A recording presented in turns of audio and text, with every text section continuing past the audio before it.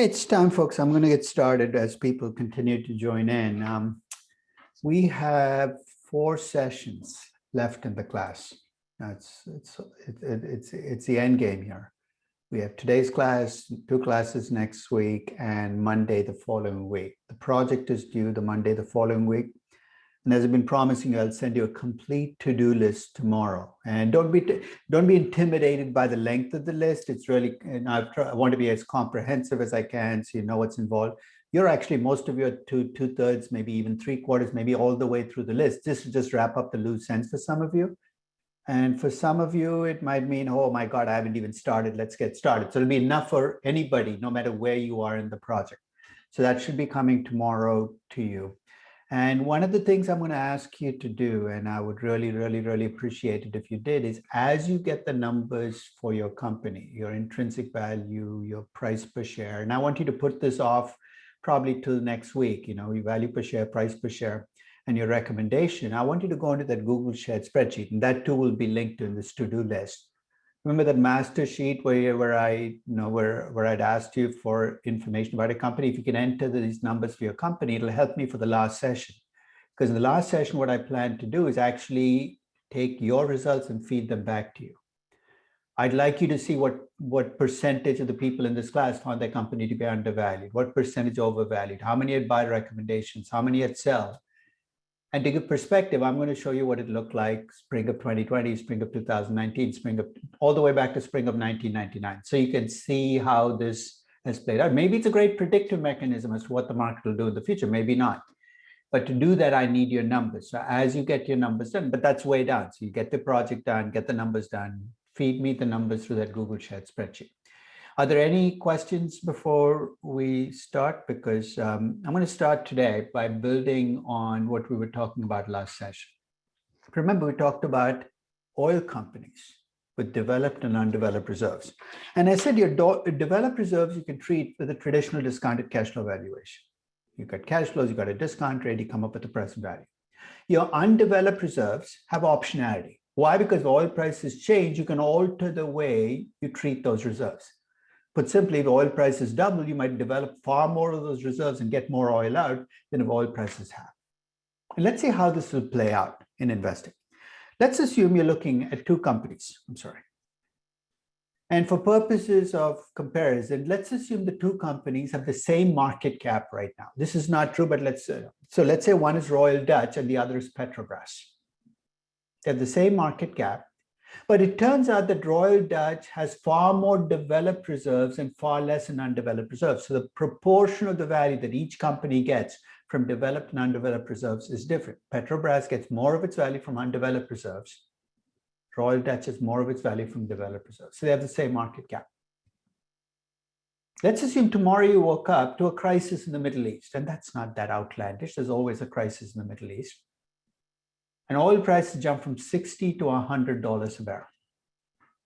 What's going to happen to the values of Royal Dutch and Petrobras? As oil prices go up, oil company stock price. So you'd expect both companies' market caps to go up, right? Let's say the day after the crisis passes, it was a rumor, it was a tweet and turned out to be not true. Oil prices back to $60 a barrel. In other words, you're back to where you started, right? Will your market caps for the 2 companies revert back to the old market cap? You see my question? Oil price went from 60 to 100 back to 60. So it looks like nothing has changed. Will the market caps of both companies revert back to the market cap, or will one company potentially have a higher value after this incident than the other company? If you think purely in from a DCF standpoint, nothing has changed, right? Both companies should go back to the same value. But where does Petrobras get the bulk of its value? From undeveloped reserves, which are an option, right? So even though oil prices are back to where they were, what was it that you learned over these 2 days that might now affect the way you value those undeveloped reserves? David, what might happen? What does your intuition tell you? That the volatility is going up. So volatility. And Petrobras will benefit at the expense of Royal Dutch because more of its value comes from undeveloped reserves.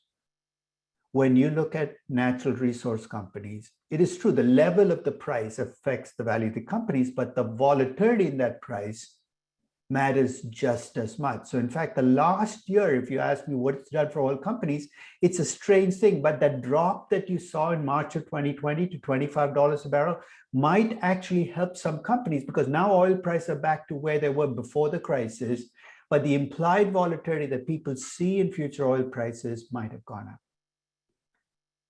So that's the insight you get from options. In fact, David is working on a natural resource company, and he was trying to apply the option pricing to his company. And the problem he was running into was the inputs you need for option pricing are often not made available to you because you have to know what the undeveloped reserves are, what the cost of developing the reserves are, what the remaining life is. And there are very few companies that give you full details. In fact, even oil companies that report undeveloped reserves report only viable undeveloped reserves, which in option terminology is in the money options, right? Basically, they ignore out of the money options. Which also means that if you're trying to do this on a real oil company, you will very quickly run into data prompts. You're saying, why are we then doing it? Because it still gives you insight about what drives the values of these companies. With David, I said the way this will play out is if your discounted cash flow value is very close to the price, even if you haven't valued the option, you know it's icing on the cake. It's something that's going to make the value higher. It might induce you to go buy those shares, even though today it looks pretty close to fairly valued. And that's a general point I would make about real options, even if you never apply Black-Scholes to a company. Just the knowing that there's an option embedded can change the way you approach investing in that company. Any questions on? So let's go back to where we were. No, we were starting to talk about, we finished on the option to expand. And I think, as a very simple, the option to expand basically means you're doing something, even though right now it might not make sense, you're assuming that at some point in time in the future, doing this can give you a chance to do other things, which is useful. Again, from the inside, it gives you as to why you might pay for a platform with lots of users who are very intense users. So it's the intent. Roblox, for instance, right now is in the news, a company that has built a gaming platform very interesting company. And one of the questions with Roblox is, what's that platform worth? Right now, it might not be generating profits, but what is that platform worth? It is an option. And by bringing in the option perspective, maybe that'll affect whether you buy shares in the company or not. Which brings me to the third and final option, the option to abandon. The option to abandon, put very simply, is the option you have to walk away from your mistakes. And as I said, both in personal life and in business, this is a nice option to have. Because when you walk away from your mistakes, you cut your losses. It is the only real option we're going to talk about that is a put option. Because here's how you think about an option to abandon. You abandon only if the value of your cash flows drops below whatever you get from abandoning it. So if you can abandon a factory for 100 million, you will abandon the factory only if the present value of the cash flows from abandoning are less than 100 million. If the value of the cash flows are greater than 100 million, then like any other option, you're going to write off the option, and what you paid for that option to abandon is essentially going to become the price of the option. So let's take a very simple example. Let's assume that you are the CEO of Lear Aircraft. Lear, as you know, makes these small, not even commuter, but basically, executive jets and private jets. They were 8 people, 12 people.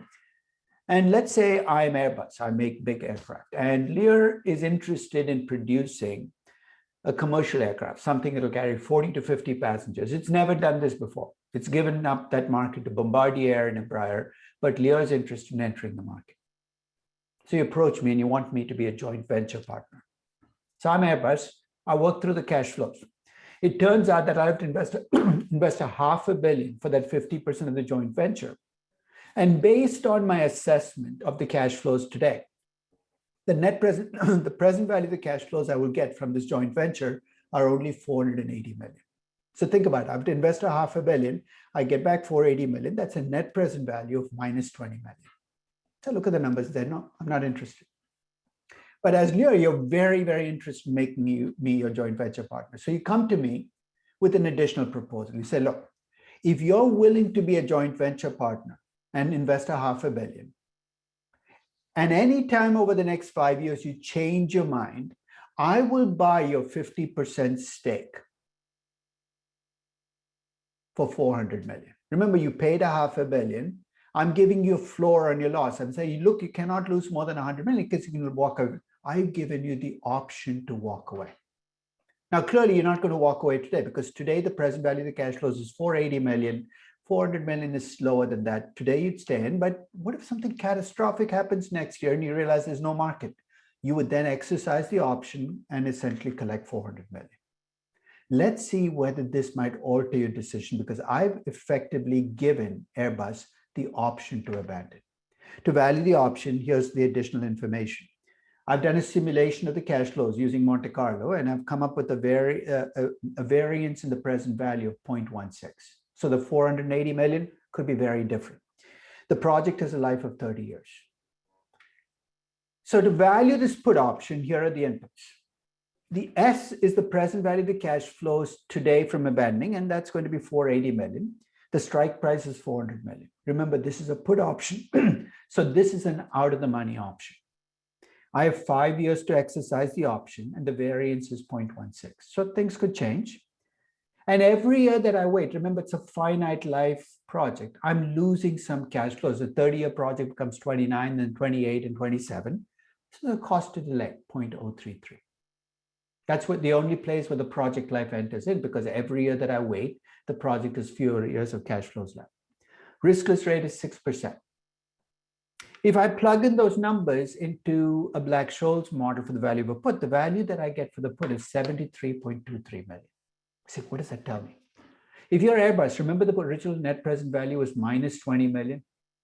I've now given you an option to walk away, and that option to walk away is worth $73 million. You add the two numbers together, it's made this bad project into a good project. Why? Because I've given you the option or an escape hatch to leave the project if it turns out to be a terrible project. Again, you might never, ever apply option pricing to value an abandonment option, but it gives you insight into how you should approach big long-term projects. Having the option to abandon a project like that is valuable. And the longer the term of the project and the more you've invested, the more valuable it becomes if you've built an escape hatch. The reason I say that is in a lot of companies, it's seen as an admission of weakness when you take a long-term big project to look for escape hatches, because don't you really believe this project? Why would you want to do that? This has nothing to do with believing in your project. This is giving yourself the flexibility to be able to walk away from mistakes you've made in on this project. And that capacity to be able to walk away from mistakes can potentially make it more likely for you to be able to go out and take the project. So option to delay, option to expand, option to abandon. Any questions on the option to abandon?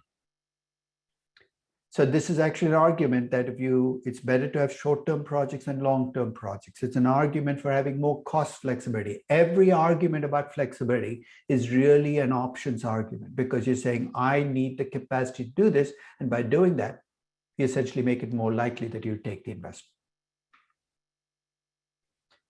Now, building on the theme of flexibility, I'm going to go back to something that we talked about in the context of corporate finance, where using option pricing can give you some insight to explain why companies do what they do. So the most direct application of option pricing in capital structure is when you issue convertible securities, right? Because there is actually an option, a conversion option in a convertible bond or a convertible preferred. I'm not interested in talking about those options. That's for a fixed income class. I'm actually going to talk about option pricing in the context of an optimal debt ratio. Kushal, you're in the corporate finance class as well, so maybe you can help me on this. Do you remember what the optimal debt ratio for your company is? It's close to 30%. And what is its existing debt ratio? A little bit higher. I think they're high 30s. Okay, that's not going to work for me. So I need somebody with an under-levered company, right? Because if you have an optimal debt ratio of 30% and your actual debt ratio is 10%, a lot of technology firms, for instance, you take Google, their optimal debt ratio is way above where they should be. And you push them, why aren't you borrowing more money? Their response is, because I want to maintain financial flexibility.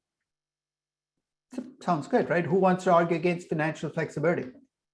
But I remember when I first ran into this brick wall 35 years ago, when I'd do an optimal debt ratio for a company, I'd present to the CFO, I'd show that he was significantly underlevered. He said, no, I'm not willing to borrow money because I want to maintain financial flexibility. And the first 3 or 4 times, I just let it go. And the 5th time that word came up, I said, flexibility to do what? What are you planning to do with this? And he made a case. He said, look, if a great project comes along or there's an acquisition we want to do, having excess debt capacity is going to allow me to do that acquisition. And the subtext was, if I go to my optimal and that project comes along, I won't be able to take it. So I said, that's interesting. You're maintaining financial flexibility because you want the option to take projects that you otherwise couldn't have taken. So I try to draw this as an option, because remember, to make this an option, you got to draw the payoff diagram. It's a messy payoff diagram. I'll admit that up front. So let's assume that there's a certain amount of reinvestment you can do as a company with your normal access to financing, the capital that you borrow from. So let's make that the strike price. What we're talking about is an unexpected project, a project that takes up more of your requirements than you have.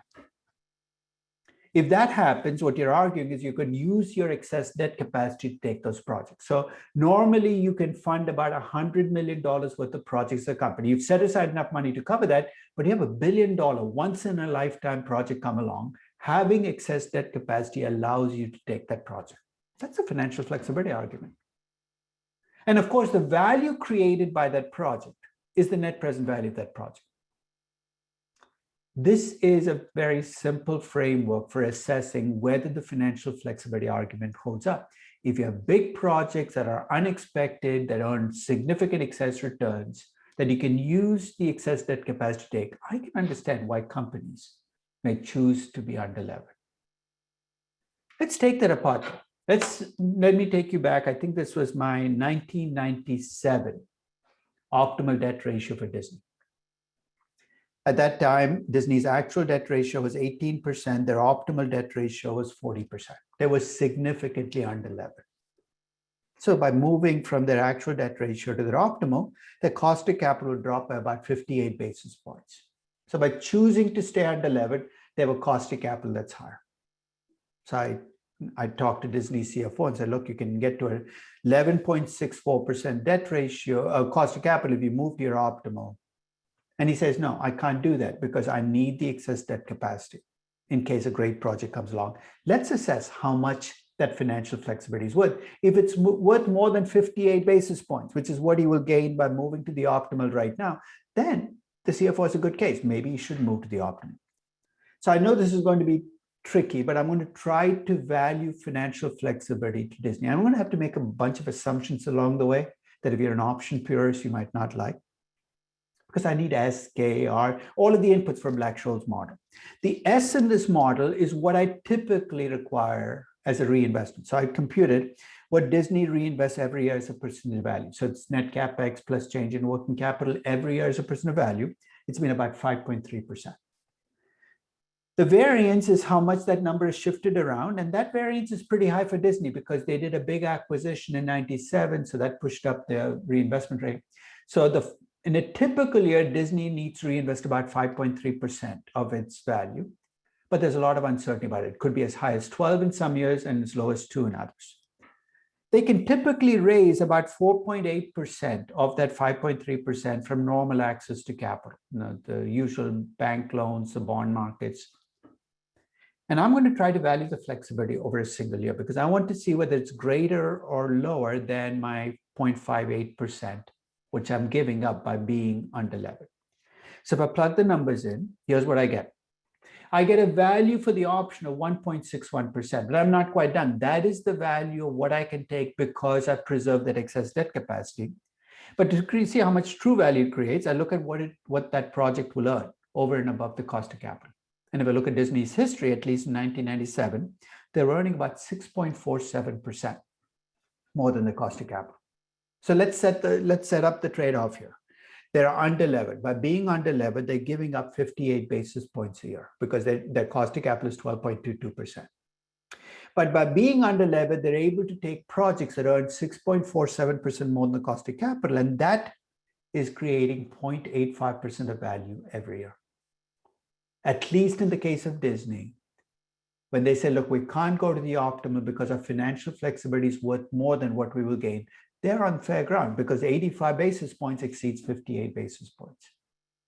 The value of financial flexibility comes from your capacity to take projects you otherwise couldn't have taken. Now, my suggestion is you don't actually try this on a real company. It's incredibly messy. It took me almost 2 days to do this at Disney. You're saying, so why did you bother? Because the insights you get by viewing financial flexibility as an option are really what I want you to take out of this discussion. Because take a look at what drives the value of the option. The first is, I'm assuming that if you don't have the excess debt capacity, you won't be able to take these projects, right? But as long as you have access to capital markets, you can raise fresh capital. Why should that be a constraint? The greater the access you have to capital markets, the less you should value financial flexibility. Let me repeat that again. The more access you have to capital markets, the less you need to kind of keep this excess debt capacity, because you really want to raise money, you could go out and raise the money. And here are the implications that follow. Small publicly traded companies should be more likely to be under-levered than large publicly traded companies. Why? Because small publicly traded companies value financial flexibility more. Emerging market companies should be more under-levered than developed market companies. Why? Because in emerging markets, access to capital can be shut off much more quickly by a crisis. Private companies should value financial flexibility more than public companies. Why? Because private companies have a much tougher time raising capital. Now, will companies actually do this? I don't know. But from an option perspective, from a financial flexibility standpoint, you can see why financial flexibility will matter more for some companies than others. And anytime you have a market crisis where everybody sees capital cut off, in the following years, you should see people value financial flexibility more. In fact, if you are a private company in an emerging market, not only will you have a very low debt ratio, you might actually go further, because remember, when you accumulate cash and you have a net debt ratio that's negative, what are you doing? You're setting aside money for future investment needs, and the argument is an options argument. The second, if you look at the value of the option, it's driven by how unpredictable your reinvestment needs are. In other words, if you know exactly what your reinvestment needs are for the next 20 years, you don't need financial flexibility. You can set aside the money right now. So the more uncertain you feel about your future reinvestment needs, the more you should value financial flexibility. So if you're an infrastructure company that's building a toll road, you should value financial flexibility a lot less than if you're a technology company. And here's why. You're an infrastructure company building a toll road, you do need to reinvest a lot of money, but you have a pretty good predictable number. This is how much I need to reinvest next year, 3 years out, 4 years out. If you're a technology company and the business is changing under you, I would expect you to hold back a lot more. So I think it does make sense when you look at the Facebooks, the Amazons, the Googles, that they're under-levered, because they are in businesses that are more unpredictable. You don't know what next year will bring, what 2 years from now will bring. They will be more likely to be under-levered than companies and businesses which are more predictable. And finally, the value of financial flexibility as an option doesn't come from the value of being able to take projects. It comes from the value of being able to take projects that have positive net present values. What does that mean? You earn more than your cost of capital. If you're in a business where you have trouble making your cost of capital on a year-by-year basis, don't even talk to me about financial flexibility. Because what's the flexibility for? If your projects are all bad projects, why would I want you to hold back on debt capacity? So when you know Scholes, and Scholes right now is being targeted by private equity investors, and you are under-levered, and you say, look, I'm holding that back for future projects. I'm going to say, what future projects? You have trouble making your cost of capital, give the money back. So in businesses where you earn well above the cost of capital, financial flexibility is worth more than in businesses where you barely make your cost of capital. So take any company, put it through this framework, and you can at least get a sense of, why is my company continuing to borrow so little money? The answer might lie in that options argument. Which brings me to my final application of option pricing. I'm going to argue that when you buy equity in a publicly traded company, that equity can take on the characteristics of a call option. And let me explain why. Equity is a residual claim. Then what does that mean? You get whatever's left over after everybody else has been paid. So debt holders have to be paid, capital expenditure. And if the firm is liquidated, everybody else gets first claim on the cash flows before you get whatever's left over. So first, equity gets whatever's left over after everybody else has been paid. The second is that equity in a publicly traded company has limited liability. You know what that means, right? If you pay $50 for a stock and things go really bad and the stock goes to 40 and 30 and 20 and 10 and finally hits zero, it can't go below zero. Why? Because if the value of the assets falls below the outstanding debt, you just walk away. And that's why when you talk about private businesses, this might not be true, but with public companies, equity has limited liability. Residual claim plus limited liability creates an option. And to see why, let's set up a very simple payoff diagram. You're the equity investor in a company. The company has debt outstanding. Let's think through what happens when you liquidate the company. You get a value for your liquidated assets, right? If the value of the liquidated assets exceeds the face value of the debt, you get to keep the difference. So if you have $1 billion in debt and you liquidate the company for $1.5 billion, you get to keep the $500 million that's left over. So the value of the company exceeds the face value of the debt, you get the difference. The value of the firm is less than the face value of the debt. All you lose is what you originally paid for the stock. I can't come after your personal assets, your cars, your investment portfolios. So what you originally paid for the stock becomes the equivalent of the price of the option. I know it sounds incredibly abstract, so let's take a very simplistic example, and I'm actually going to milk this example to get every conceivable implication I can for corporate finance and valuation. So let's play some roles. You guys are going to be equity investors in a company, and I'm going to be the lender of the company. We're going to see how this game plays out as things change. So the company both of us have invested in is currently valued at $100 million. But there's a lot of uncertainty about the future value. The standard deviation of value is 40%. So it could go up to 160, 50, so it can move around. So 100 million is the current value. I'm the lender. I've lent to you on a very specific type of loan. It's a 10-year zero coupon bond with an $80 million face value. And at the end of 10 years, you got to pay me the $100 million. You're going to see in a few minutes why I had to make this a zero coupon bond, but that's what your loan looks like. So the value of $100 million, you got one bond outstanding, 10 years to maturity, $80 million face value. 10-year bond rate right now is 10%. I'm going to argue that with this minimalist information, I haven't given you betas, ratings, cost of debt, cash flows, nothing. With this minimalist information, you should be able to tell me how much the equity in this company is worth, as well as what the fair market interest rate on the debt should be. Okay, let's try this. And to do this, I'm actually going to think of the equity in this company as a call option. So remember, you're the equity investors. Let's see how your call option plays out. The value of the underlying asset here is the value of the firm that you own equity in, 100 million. So that becomes the S in the model. If you decide to exercise this option, you know what you're doing? You're liquidating the company. If you liquidate the company, what do you have to do? You have to pay the 80 million that you owe me. That becomes the strike price. So 100 million is S, the value of the firm. K becomes the 80 million that you owe me as face value of debt, the strike price. You get to play this game for 9 years and 364 days. Because for the next 9 years and 364 days, I, as the lender, have zero power to force you to do anything. And now you see why I made it a nice zero coupon bond, right? Because there's no cash flow claim every year. So you get to run the firm for the next 10 years and do whatever you want. So that becomes the life of the option. So S is 100, K is 80, T is 10. The risk-free rate was 10%. And because you're uncertain about the value, that 0.4 standard deviation becomes 0.4 squared. That's a variance of 0.16. So I've got S, K, R, T, sigma.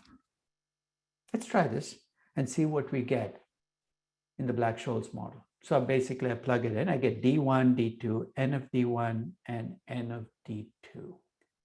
You remember what I described N of D2 as? I said it's a probability, a risk-neutral probability that S will be greater than K. So Aaron, help me out here. What's S? Go back to the previous page. What's S? S is 100 million, the value of the That's the firm. value of the firm. And K is what I owe in my debt. So there's a 63% chance that the value of my firm, so 63% is N of D2. There's a 63% chance the value of my firm is going to be greater than my outstanding debt. Which means there's a 37% chance of what? What happens when the value of my firm is less than what would a lawyer call this firm if the value of the firm is less than the outstanding debt?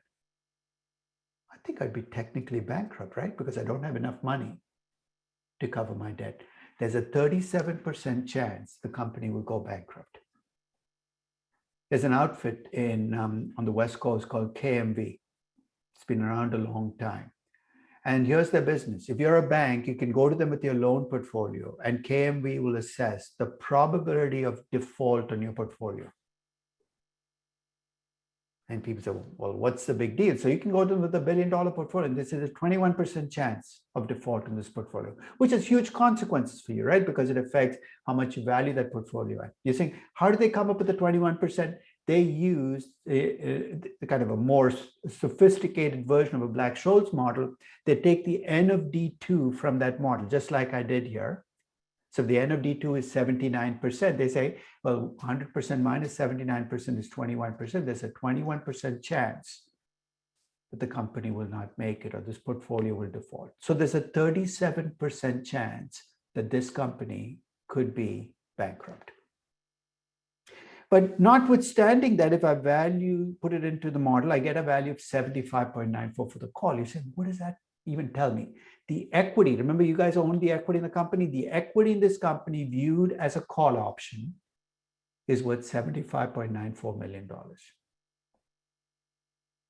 But if the total value of the firm is 100 million, that must mean the debt is worth 24.06. 100 million minus the 75.94. Remember, it's a zero coupon bond, 80 million in 10 years. The value today is 24.06. I can solve for the interest rate on the bond. It's 12.77%. With the minimalist information, I've been able to tell you how much the equity in this company is worth and what a fair market interest rate on the loan would be. There's actually a research paper, I don't know whether it ever got published, about 20 years ago that I was asked to review. You know how we usually estimate interest rates for companies? We use a rating and we assume Moody's and S&P are right. We do a default spread. This paper said these ratings agencies don't know what they're doing. What we're going to do instead is use an option pricing model, just like this one, to back out what the fair market interest rate should be for a company. And at least in that paper, they seem to show that this approach gave a better estimate of what a fair cost of debt would be for a company than using a rating for a company. But we're thinking about equity here, not as a collection of cash flows, but as an option to run and liquidate a company. It's a liquidation option. Now, one of the nice things about setting up such a simplistic example is now I can ask what-if questions. So let's suppose that you accept my analysis. You pay $75.94 million to the equity. You're now the proud owner of the equity in this company. And you wake up to some really bad news. So tomorrow you wake up and the headline of the Wall Street Journal says that there's been a catastrophic event at this company where half the company has disappeared. Don't ask me how. Maybe they have two factories, one in Florida, one in California, take your pick, earthquake, hurricane. One of these factories has disappeared and you're not insured. So what happens? The value of the company drops from 100 million to 50 million. Unless you have a very perverse definition of good news, this is not good news, right? So I have a very simple mechanical question. Before this happened, the value of your equity was 75.94 million. Now I wiped out 50 million of your firm. What will the value of equity be after? And I'll give you the three choices. It'll drop to 25.94. That's a 75.94 minus 50. It'll be worth nothing because your accountant looked at this, your books and said your book value of equity turned not negative. Or maybe it'll be worth more than 25.94 million. That kind of covers the spectrum. Is it worth less than 25.94, 25.94, or more than 25.94? Jesse, you want to try? What do you think the equity is going to be worth after this event? Clearly, it's going to go down. The question is, will it drop by 50 million, less than 50 million, or more than 50 million? I mean, I would think it would drop by more than 50 million. The equity is probably still worth something as an option, but I mean, they're underwater at this point. Do I have a second on that one? Sean, what do you think? Less than 50 million, more than 50 million? I was thinking A here. Of 50 million. So we've got the second one. So you got just the 50 million, because that's what we're taught, right? Net present value, wipe out 50 million, it comes out of your equity. Hakan, you want to finish the spectrum and tell me what you give? I'll put the third answer in your code. I'll say, so we've got more than 50 million, 50 million, less than 50 million. Let's try it out, right? Best way to do this is actually put it in the model. Let's think about it. Then remember, you still have 10 years left, 9 years and 364 days, but close enough to 10 years. The only thing that has changed is the S. The S, which used to be 100 million, has now become 50 million.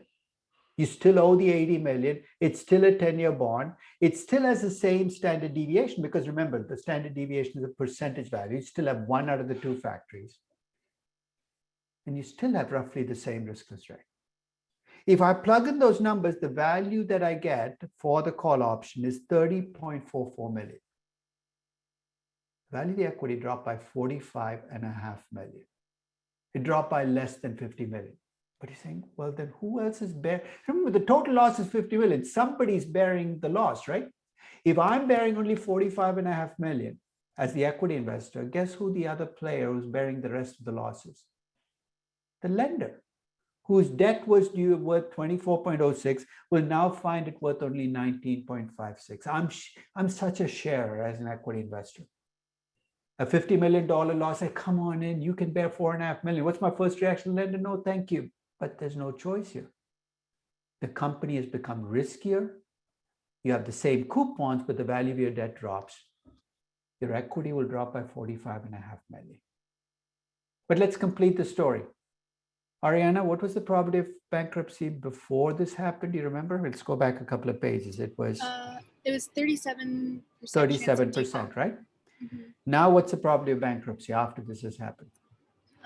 The probability is 39%. No, sorry, 59%. 59%. No surprise here, right? Half the company disappears. I still owe the same amount of money. The probability of bankruptcy went up from 37% to 59%. So let's sum up. You have a drop in value of half of the company's gone away. The equity is worth less. The debt is worth less. The probability of bankruptcy has gone up. But the game continues. You know what I mean by the game continues? Once I started doing this, I couldn't stop myself. I dropped the value of the firm from 50 to 40, 40 to 30, 30 to 20. You know what I wanted to find out? When does equity become worthless?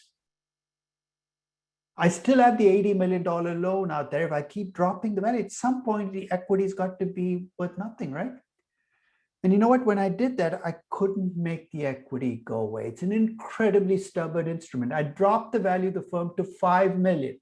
They owe 80 million. You're saying this company is a basket case. I agree, but the equity still hung in there. So Sergio, I have a question, an intuitive question. Clearly, the company is becoming a basket case and the value becomes 10 million. What's keeping the equity afloat here? Why am I still willing to pay for these shares, even though every financial of the company is going to say this is a disaster? I'm having a tough time trying to follow because of just the claims on the assets and the debt sitting higher in the capital structure. So like intuitively, it's worthless. But the claim itself, by making it a zero coupon bond that's due 10 years from now, what have I given you? I've given you time, right? Yeah. It's time. Time is your ally here. Now, you know that most of the time when you buy, this is like buying a deep out of the money option. Most of the time, what's it worth? Absolutely nothing. But if something good happens and you have 10 years for it to happen, who knows? The Sultan of Brunei might say, you know what, this looks like a great company and pay 10 times what it's worth. No, that might. it's basically time and hope that are keeping equity afloat.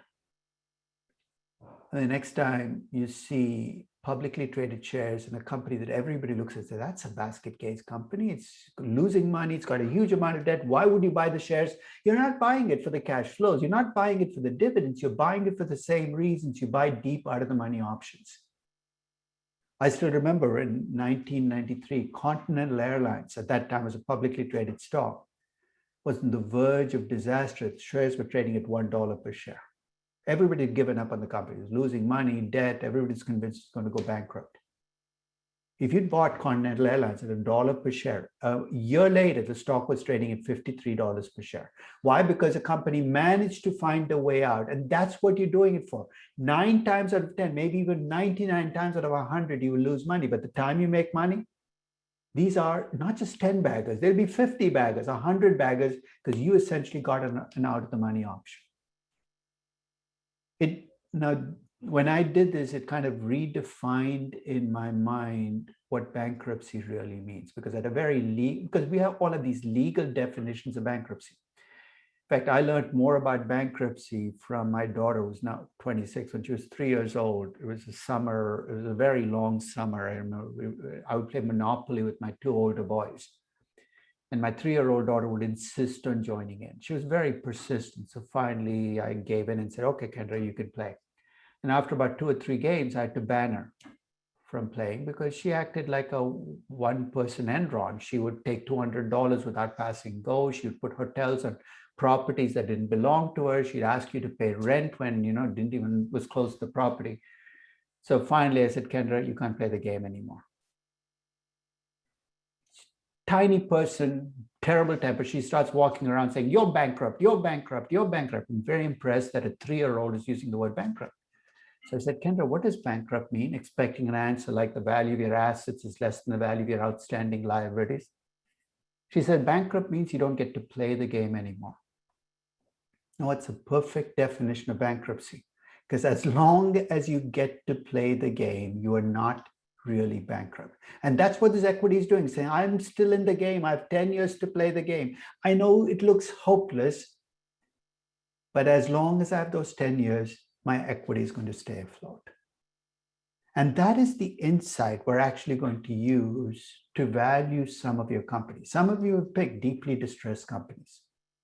And in your DCF, you know what you found? Something not surprising. The value of the assets is less than the value of the debt. The value of the equity looks negative. So what do? We're going to use this insight that sometimes you're not buying equity in companies for the cash flows. You're buying it for the optionality. David.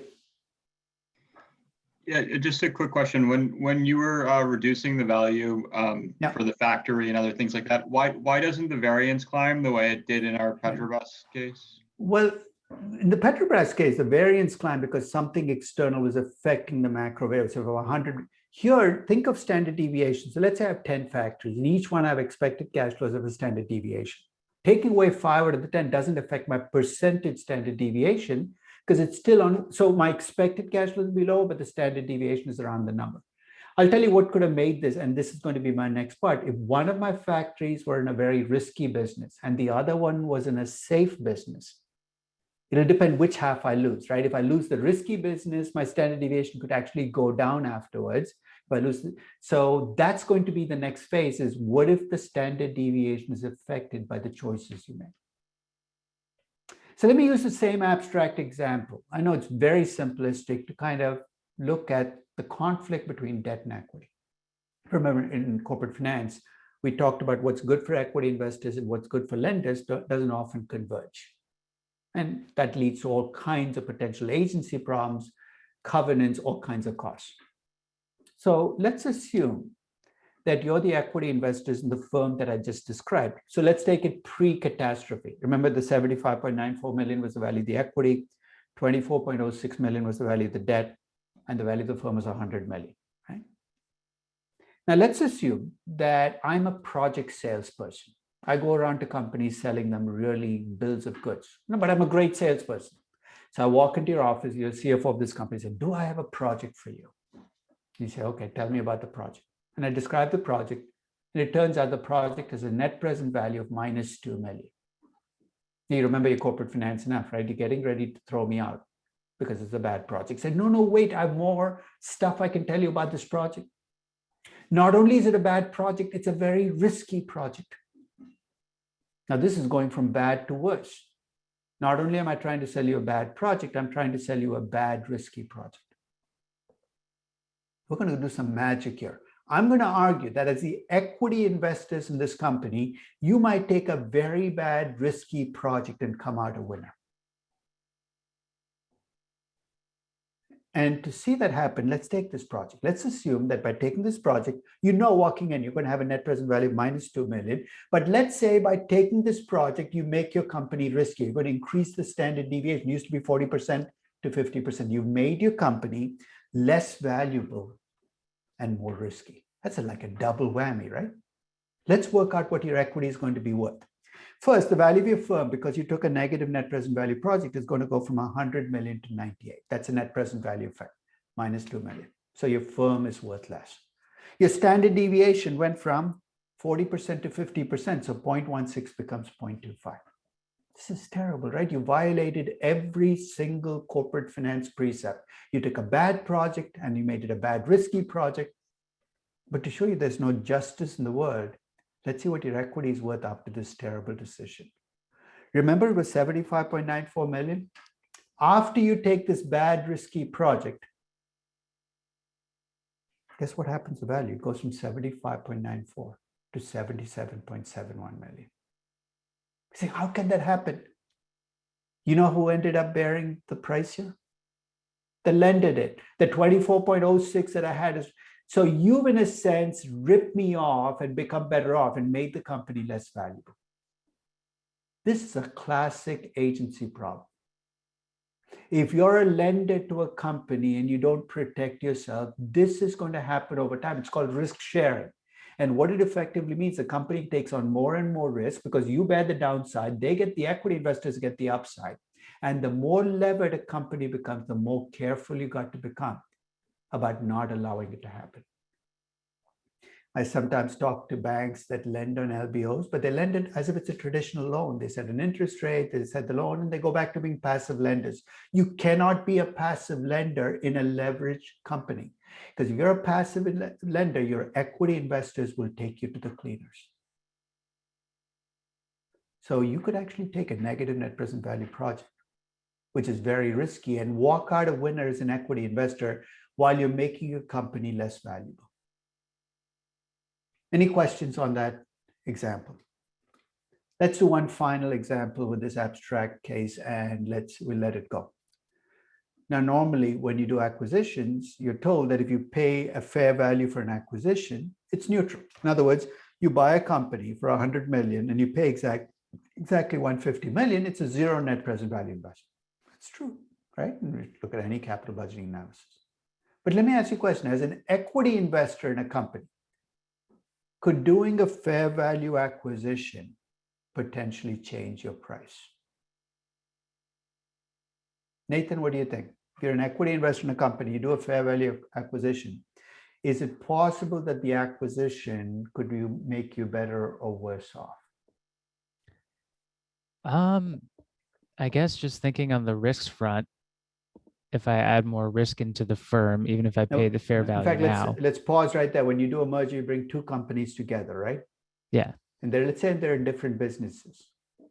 What's the standard deviation of the combined company going to look like after the merger? Think about two asset portfolios. You're a chemical company, you buy a technology company, you combine the company, the standard deviation of the combined company is going to be lower than what you'd have got from the two companies staying alone. So by doing a merger almost instantaneously, the combined company standard deviation is going to be lower than the standalone companies. Do you see what I'm setting up for? Another way to rip off your lenders. How does it happen? Let's say two companies. Let's say if the two companies have, you got the $150 million company. They're different businesses, and I captured it with a correlation of only 0.4. Two different businesses, they're not going to be correlated 0.8 or 0.9 or 1. The combined company's variance, and if this equation looks foreign, it's because you've forgotten your foundations class. That's just a two asset portfolio, weight 1 squared times the variance of the first asset, weight 2, and then the covariance term. the variance of the combined firm is actually lower than the variance of the two individual firms. It looks like magic, but it's a classic two-asset portfolio effect. So you know what's going to happen? After the merger, you're now going to own shares in a combined company that's much safer. If you're a lender to firm A and firm B, you're dancing a dance of joy after this because your debt has now magically become safer because the combined firm is now a much safer firm. This is exactly what happens in conglomerate mergers. You basically bring together companies in different businesses. If you're not careful, even though you might be paying fair value, over time, your equity investors will lose out to the lenders because the lenders now are lending to a safer company. So as an equity investor in the company, is there a way you can counter this effect? What could you do to essentially protect yourself from this expropriation? When you go out to buy that company, what should you use to kind of counter the effect? You should use a lot more debt, right?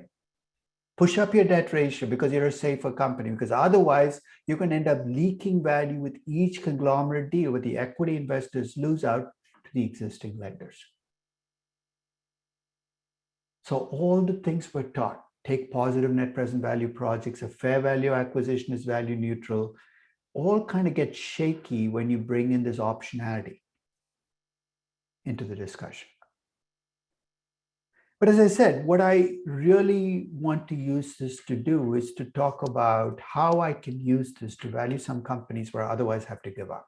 If I had to apply this option pricing model to value a public equity in a publicly traded company, let's think of some of the challenges you're going to face. The abstract example, I gave you the value of the firm is 100 million. That's not given in a traditional valuation. I made my debt one nice zero coupon bond. What company do you ever run into that has only one nice zero coupon bond as its only debt? It has 10-year debt, 5-year debt, 3-year debt, some is coupon, some debt. I gave you the variance in the value, which is going to be difficult to get for a real company. So most people will do the abstract example, and then they'll say, you know, too difficult to apply on real companies. We're going to move on. I'm actually going to try to do this in a real company. And I'll tell you the kinds of companies where we would try this. Remember, this is a liquidation option. You're essentially liquidating the company, you're giving up your growth assets, and you're paying off your debt. If you're Microsoft, I'm not even going to waste my time doing a liquidation option. It's not going to be worth much. If you're Nike, not worth much. The kinds of companies where this approach is going to work is companies that have a lot of debt. And by a lot of debt, I'm talking about debt ratio of 60, 70, 80%, and are potentially losing money. So if you have a money-losing company that a lot of debt, and some of you might, as a company you picked, then this approach is going to work. So out of the 200 people in this class, maybe 25 of you will find this useful as a way. For the rest, you know, it's not going to work. So don't force your company into it if it's not going to work. Let's talk about how, though, for that company, you're going to be able to get the inputs that make it look like my abstract example. First up, I'm going to ask you, what's the value of your firm? The nice thing is if you're doing this after your DCF value, which you've already done, you should have a value for the operating assets you got from your DCF, you can use that as your S.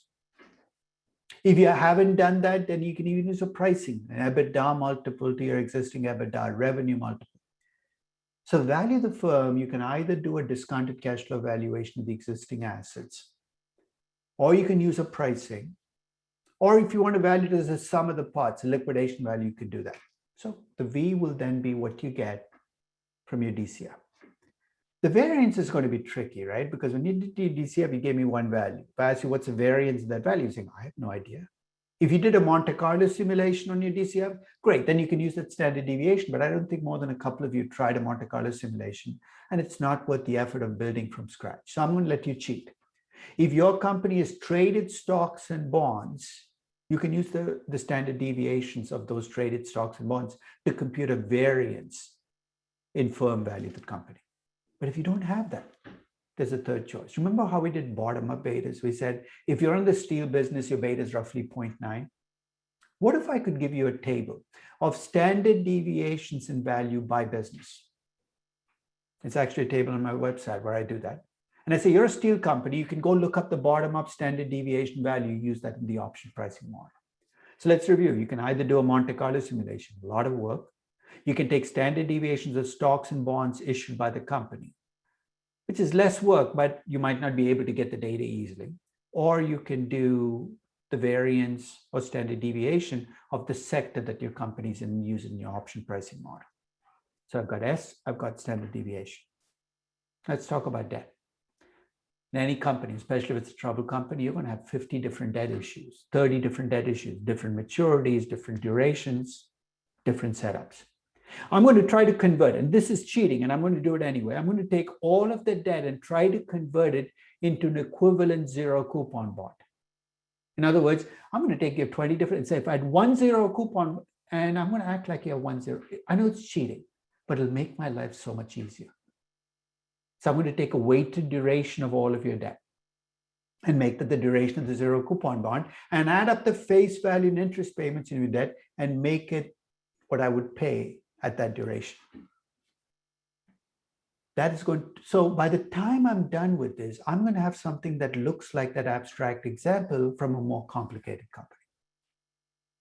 So let me try this on a company. You've heard of the Eurotunnel, right? Eurotunnel is this hole in the ground between France and England where cash flows in but never flows out. And the reason I say that it was when it was originally built, the Eurotunnel had all these visions of how it was going to make money, and it's never made money. It's been a money loser right from day one. And this was a valuation I did very early on in early 1998.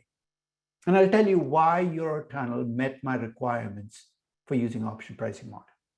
First, it was losing a ton of money. That's the first requirement. Right? So that standard got met. It had been losing money for a long time. You know how I knew? The book value of equity had turned negative. So clearly it's a money loser. That's one condition met. And it owed a ton of money. And in fact, if you looked at its debt, there was very short-term debt, 935 million, 10-year debt, 20-year debt, even longer. In sum, it owed about 8.9 billion pounds in debt, with an average duration of about 11 years. So it has really long-term debt and a lot of it. Money-losing company with a lot of debt.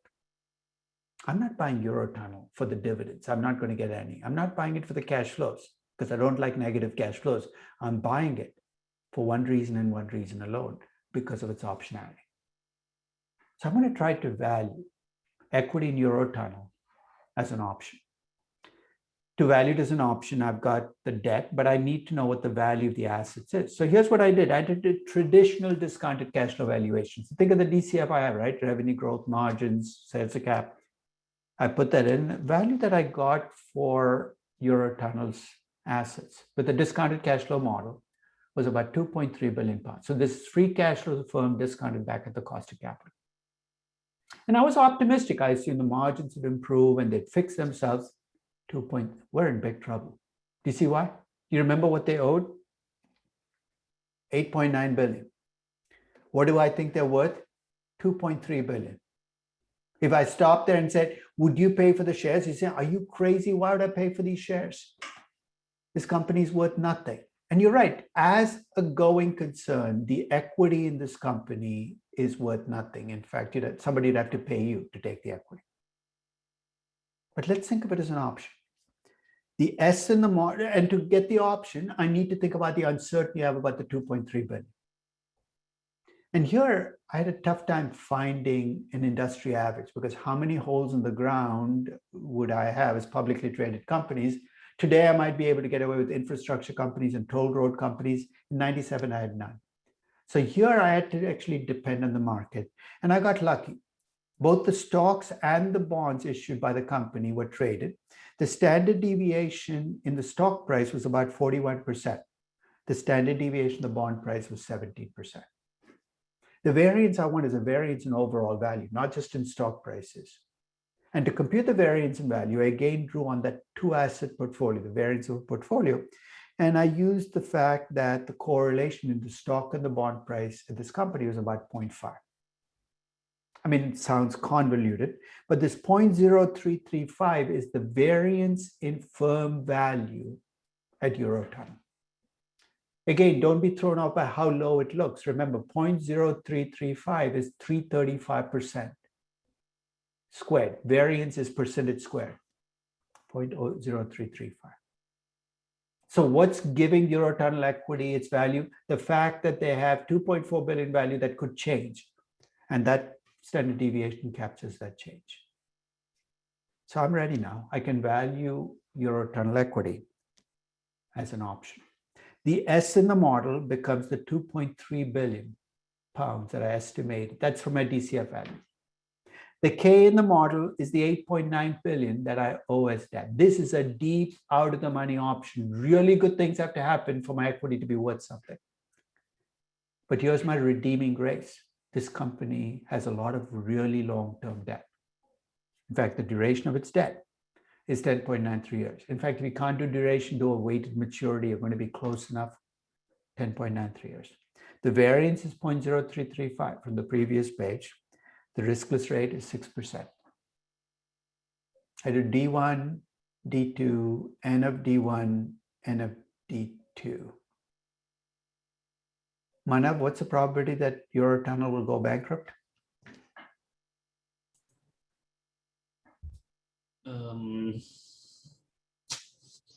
Which ND am I going to look at? N of D1 or N of D2? D1 and D1. No, it should be N of D2. So N of D2 is 7.5%. What does that tell me? There's a 7.5% chance that S will be greater than K. The value of the firm is going to be greater than the debt. There's a 92.5% chance of failure. So clearly, I'm not doing this unrealistically. I know that this is a disaster company. There's a 92.5% chance it will not make it. It's a deep out of the money option. But here's the magic of optionality. With all of this bad stuff going on, guess what the value that I get for the call is? It's 122 million. It's deeply distressed, but the equity is still going to trade, but it's trading for a different reason than equity in a going concern. It's not for the cash flows, it's the optionality. And one of the nice things about this particular option is every time debt comes due, which I worry about when I have an option, because debt coming due could be my day of reckoning, my option could end. The governments, the UK and the French governments, put pressure on banks to extend the loan. It's almost like having an option, the maturity keeps getting pushed out. This is the type of company where option pricing can give you a value where everything else fails. You can't price this company, you can't do a discounted value, you're valuing it as an option because that's the only reason its value is what it is.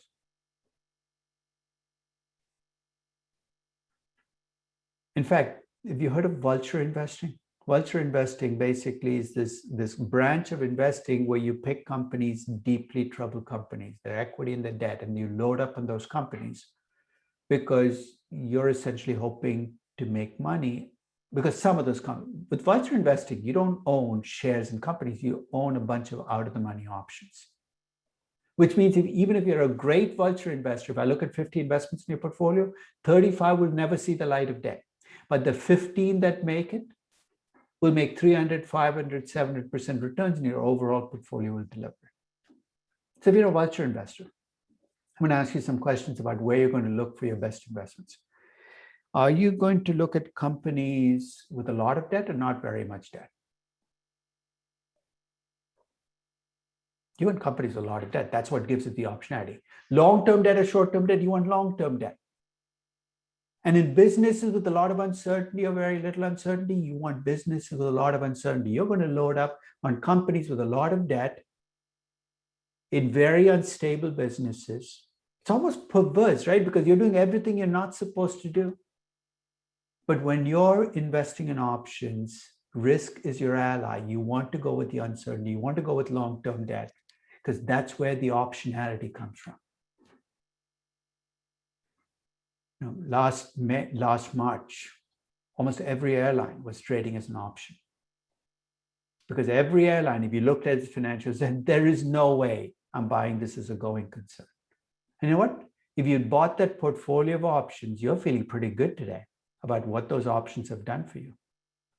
So don't look down on options because they don't fit all the requirements for what's traditionally viewed as value in a company. Because it is a way of investing. It's a different way of investing. It requires a different mindset where you're not requiring every one of your investments to pay off. You're going to lose money. In fact, all of your money in some of those investments, but as long as you get those big hits on those deep out of the money options that become in the money options, you're going to come out ahead. Any questions on thinking of equity as an option? So take a look at your company. Check to see if it's money losing. If it's not money losing, don't even try it. If it's money losing, check to see if it has a lot of debt. And use the debt to cap ratio, market terms as a measure. My simple proxy is the debt to cap is less than 50%. There's no point even looking for an optionality. It's not distressed enough or troubled enough for the liquidation option to pay out. But if you have an 80% debt to cap ratio and you're a money losing company and you've been losing money for a while, the options argument will kick in. Don't try this on young growth companies, no debt. Liquidation option are not going to give you any significant jump in the value. David? Yeah, sorry, can I go back to the Disney example and the flexibility? Uh-huh. Just a quick question to make sure I'm understanding it. On that, on slide 60, the 85 basis points and the value of flexibility, and comparing that to the 58 basis points, is it right to say that value goes away if Disney doesn't do that extra project within like 15 months or something? Because it's done annual? It will get lower. Let's see what drives the value. If the excess returns go to zero, if I assume 0% excess returns, the value of flexibility goes to zero. Yeah. The more uncertain I am about future projects. So Disney's project predictability gets better, the value of this option would decrease. Right. So if you feel the business is getting more stable. And finally, time is working against you. Every year that you don't do this, you lose credibility, because after 10 years, you keep saying, well, just wait a project and nothing comes along. As an investor, I start saying, well, maybe not. So time is going to work against you, but it's not a specific clock as much as what investors think about your future projects. The longer you go without these projects, the less people trust that those projects even exist. The value of flexibility is going to decrease. Okay, thanks.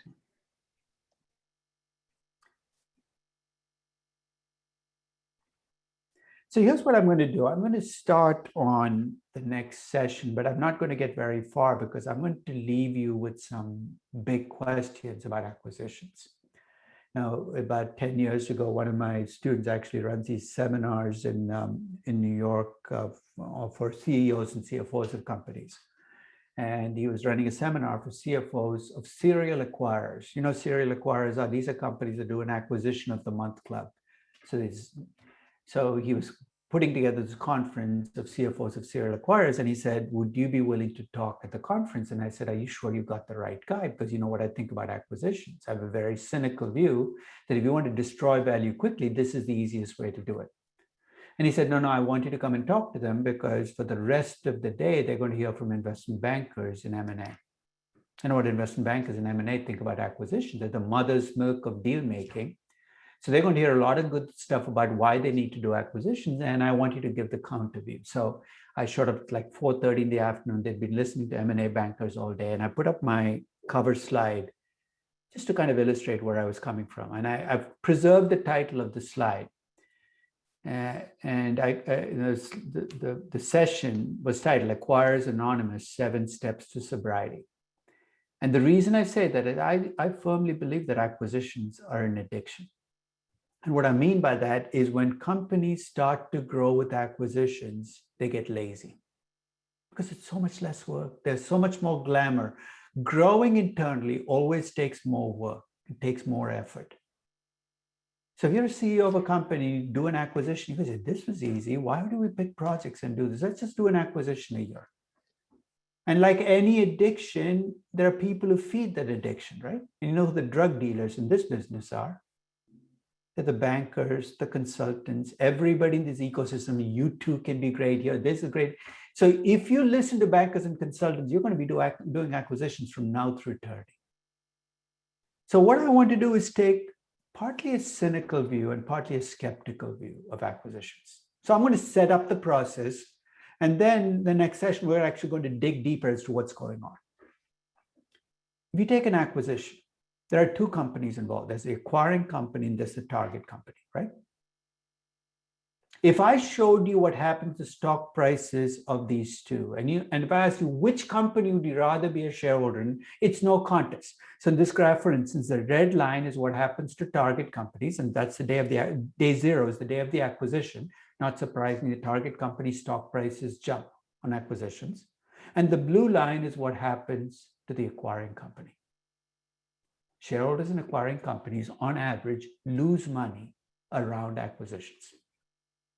Not much, -1%, -2%, but if you have big acquiring companies and small target companies, what acquiring companies lose could be greater in dollar terms than what target companies get. Put simply, if you open up the Wall Street Journal and you read the news of an acquisition, you're hoping and praying that you're the target company shareholder, not the acquiring company shareholder. So acquisitions are great for target companies, shareholders.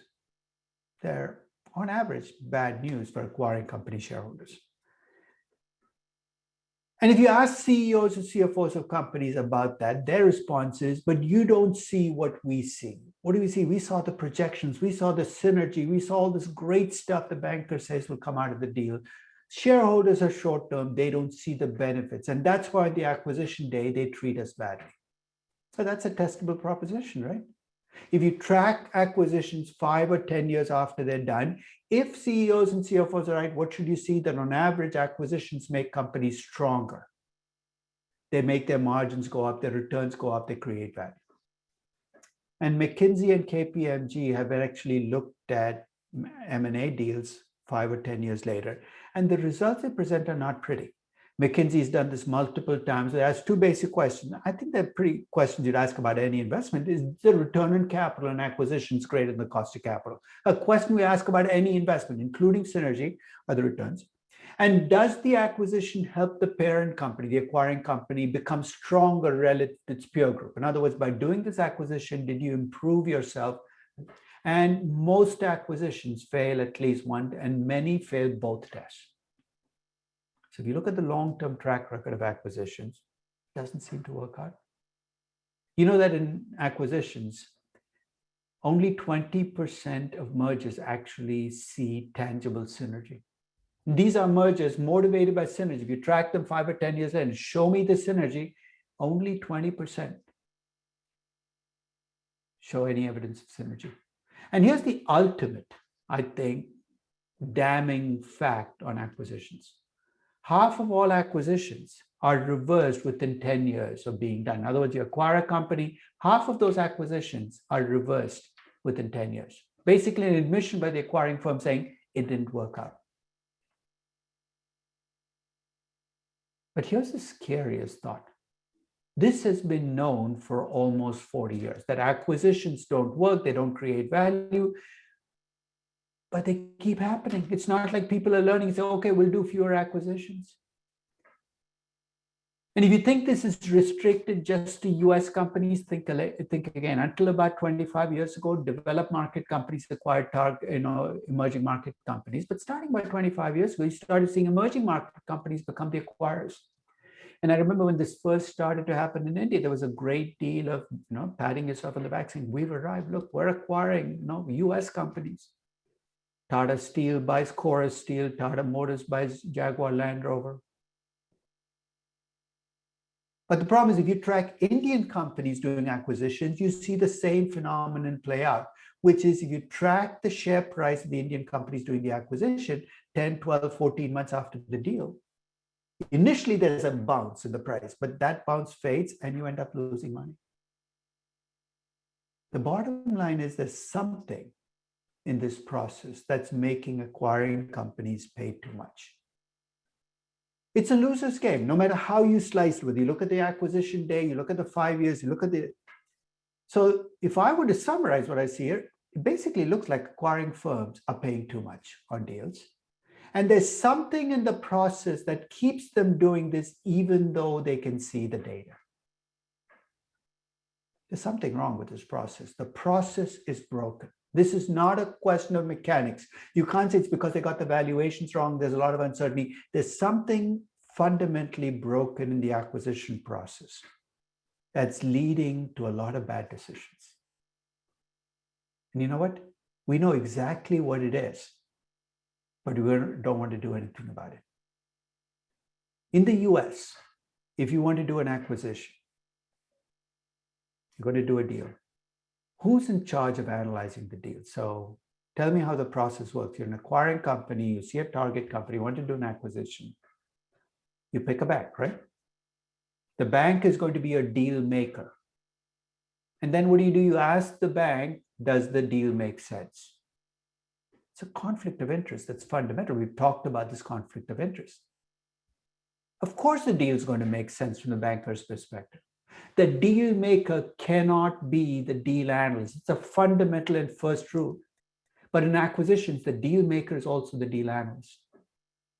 It's a very simple fix for that, right? Pay the banker for doing the deal. There's actually a transactional element here where the banker is useful. Pay someone else to tell you whether the deal makes sense. And they get paid a fixed fee no matter whether you do the deal or not. So you might call KPMG to say, does this deal make sense?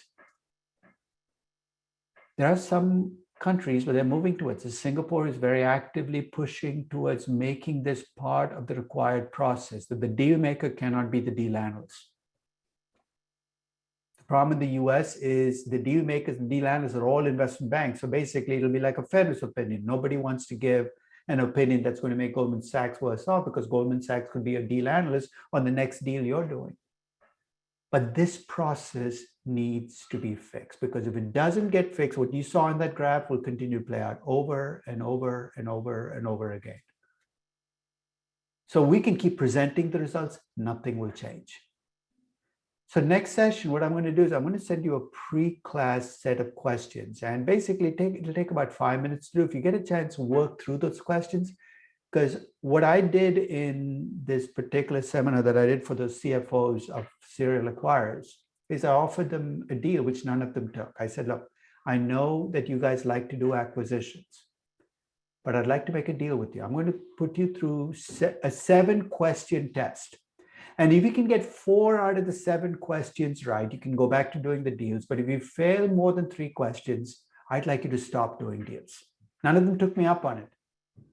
But I'm going to send you those 7 questions, because those 7 questions are going to go to the heart of why so many bad deals go through. So I will see you on Monday. And remember, watch your email tomorrow for the full to-do list on the rest of your project. And it'll be comprehensive. It'll tell you everything that needs to get done. But, that's about it. Take care.